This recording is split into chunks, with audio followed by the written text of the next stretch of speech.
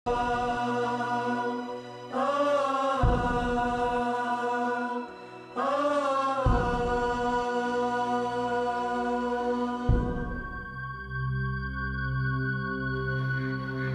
कसं वाटतंय? वैद्यभुवांना विचारा. अरे बाबा, वैद्यभाऊ आता पूजेला बसलेत ना. मग अशा टायमाला त्यांना हाक मारून चालत नाही.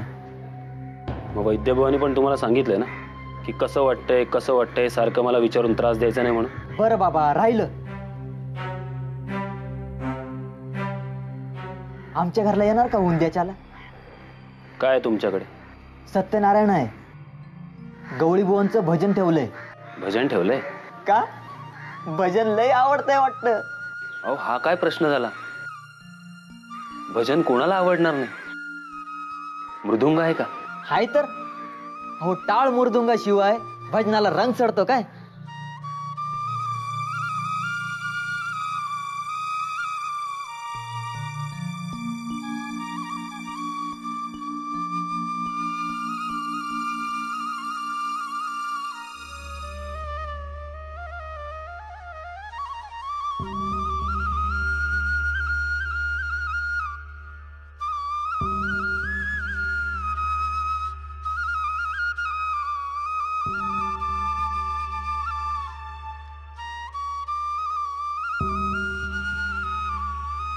हो राव, हो राव.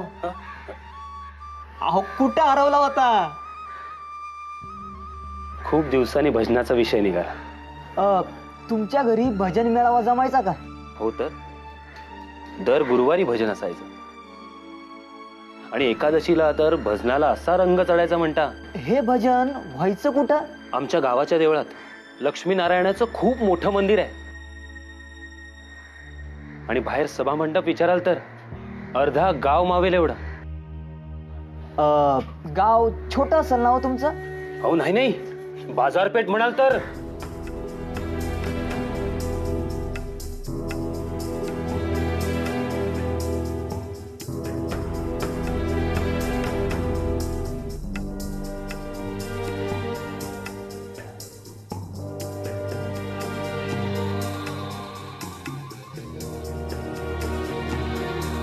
लक्ष्मीनारायणाचं मोठं मंदिर कुठं असेल याचा शोध घ्यायला हवा.